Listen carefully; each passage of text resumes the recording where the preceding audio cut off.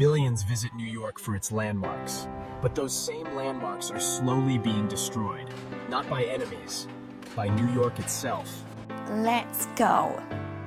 People travel from all over the world to see New York City's historical landmarks. But those sites hide a brutal reality about how this place actually functions. To survive, New York constantly destroys itself to build something new.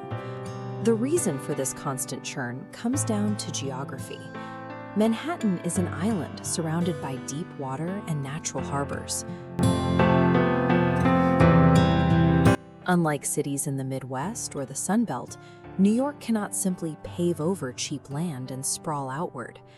This vintage map reveals the Commissioner's Plan of 1811, which locked the island into a strict grid. Looking closely at these densely packed property lines shows zero unallocated space. With no blank canvas left, the city must cannibalize its own past to grow. That lack of space creates an extreme pressure cooker.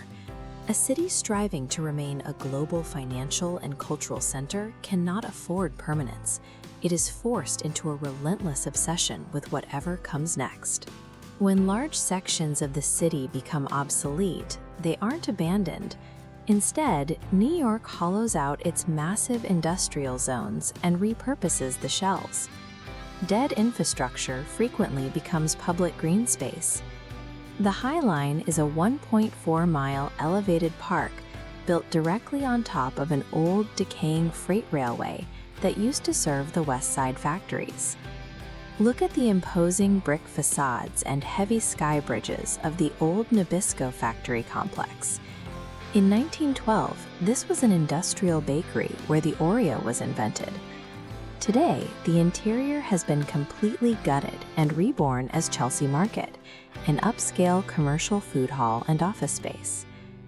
This process sweeps across the boroughs. Former shipping and warehouse districts like Dumbo and Williamsburg are heavily gentrified, their massive floor plans drawing in tech startups and luxury boutiques. The city takes its industrial corpse, strips it down to the masonry, and wears it as a premium, modern aesthetic. When repurposing isn't an option, either due to extreme urban decay or sudden tragedy, the city clears the ground and builds ultra-modern architectural statements from scratch. This photograph of the World Trade Center site highlights the immense scale of rebuilding after 9/11. The resulting complex includes the tallest skyscraper in the country, One World Trade Center, and a $3.9 billion transit hub known as the Oculus. This diagram shows how extreme verticality works when ground space is entirely exhausted. Notice how the standard skyscraper profile on the left is replaced by impossibly thin, needle-like structures on the right, engineered specifically to squeeze into tiny, leftover lots. We see this extreme engineering at places like Hudson Yards and the towers of Billionaires Row along Central Park. These physics-defying glass structures contain penthouse units that sell for north of $60 million. Real estate here is a vertical arms race. When every square inch of the island is spoken for, claiming something new literally means purchasing the sky. Living inside a machine built for constant high-end reinvention generates a grueling amount of daily friction for the actual residents. A cityscape in a permanent state of flux is loud and physically obtrusive.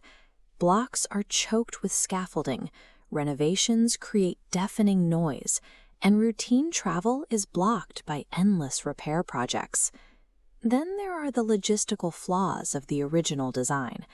Because that 1811 grid plan did not include alleys, huge garbage bags must be piled directly onto crowded pedestrian sidewalks multiple times a week to wait for collection. The economic contrasts are just as severe. The average apartment rent in Manhattan is $4,200, and a parking spot alone can cost $550 a month. Right next to that wealth, A staggering homelessness crisis leaves tens of thousands of people unhoused on any given day. Between the cost, the noise, and the garbage, the hardware of the city is actively hostile to its inhabitants.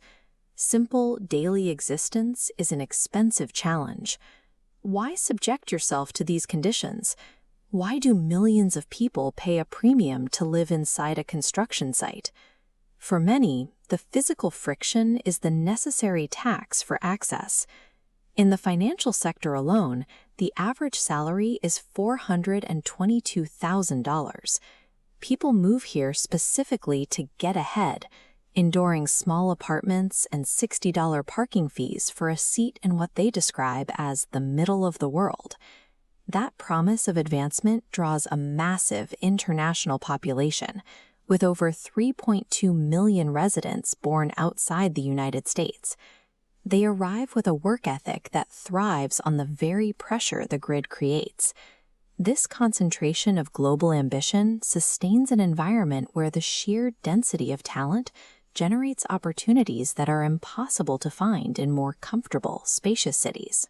In the end, the city's Millions visit New York for its skyscrapers landmarks, serve as a but those same physical landmarks are scoreboard slowly for this being pursuit. destroyed, not by enemies, Surviving by the New York grid's itself. brutal mechanical churn becomes the ultimate proof of an individual's capability, the literal embodiment of the idea that if you can make it here, you can make it anywhere.